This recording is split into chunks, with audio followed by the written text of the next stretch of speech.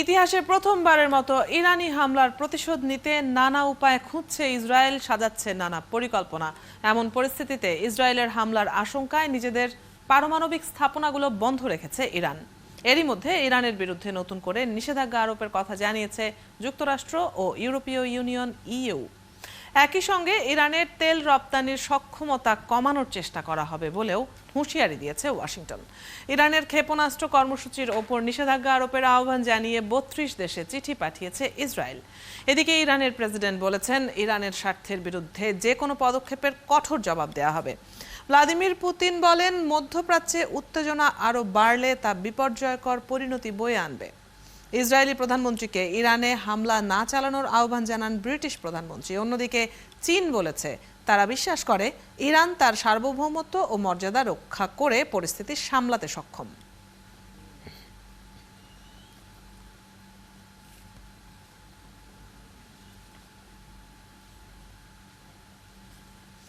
এই সংঘাত ঘিরে ঘটে চলেছে একের পর এক ঘটনা।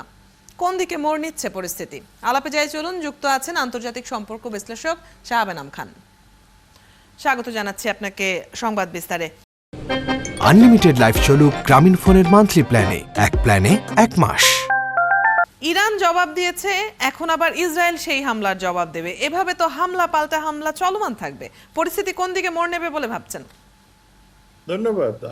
আমার মনে হয় যুদ্ধের আশঙ্কাটা এই মুহূর্তে খুব বেশি নাই, কারণ আন্তর্জাতিক সম্প্রদায় কিন্তু এখন একটা বড় রকমের প্রেশার ক্রিয়েট করছে যাতে ইসরায়েল অন্ততপক্ষে কোনো রকমের মিলিটারি রিটালিয়েশনে না যায়।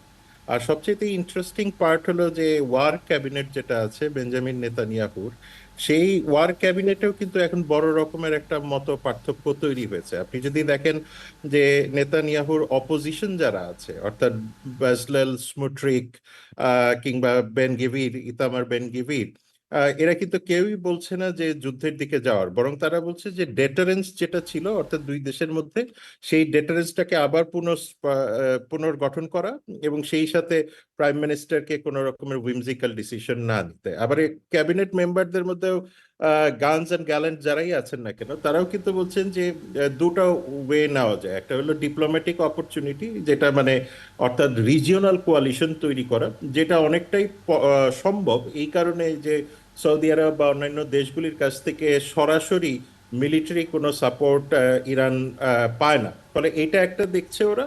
আরেকটা দেখছে যে ইন্টারন্যাশনাল মানে কোয়ালিশন বা স্ট্র্যাটেজিক অ্যালায়েন্স করা যায় কিনা।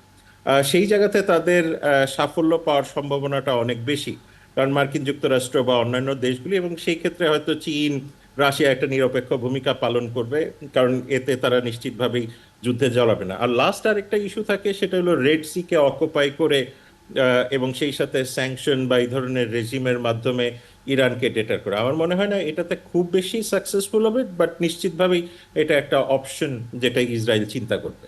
আমরা যদি সামগ্রিকভাবে বিশ্ব পরিস্থিতি দেখি, বিশ্বজুড়েই একের পর এক যুদ্ধ দানা বাঁধছে। রাশিয়া ইউক্রেনের পর ইসরায়েল ফিলিস্তিন সংঘাত, যুক্তরাষ্ট্রের সাথে চীনের মুখোমুখি অবস্থান, এখন আবার ইরান ইসরায়েল অস্থিরতা। বিশ্ব শান্তি রক্ষার বড় বড় প্ল্যাটফর্মগুলো কি শুধুই আলোচনার জন্য? সমাধানের চেষ্টা সেভাবে কি হচ্ছে? দেখেন, আন্তর্জাতিক আইনকে যারা সুপার পাওয়ার বলি বা যাদেরকে আমরা নিরাপত্তা কাউন্সিলের সদস্য বলি, তারা সবসময় নিজেদের মতো করে ব্যবহার করেন। অর্থাৎ এই জায়গাতে যে ইসরায়েলের রাইট টু ডিফেন্স বলেন কিংবা আর্টিকেল 51 ইউএন চার্টারকে ইনভোক করে যে তারা বলল যে আমাদের মিলিটারি রেসপন্সেসটা দরকার যে পর্যন্ত সিকিউরিটি কাউন্সিল কোনো সুরাহা না দেয় এই বিষয়টাকে।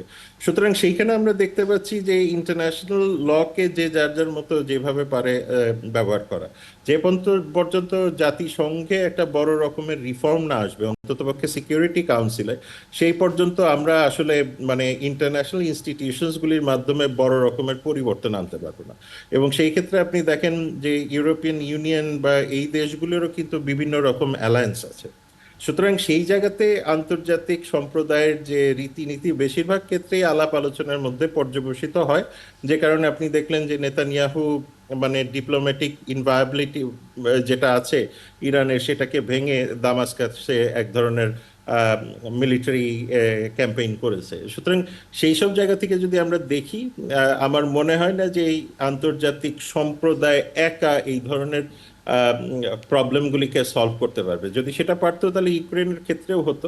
বরং যে জিনিসটা হচ্ছে যে এখন একটা বড় রকমের পোলারাইজেশন তৈরি হচ্ছে।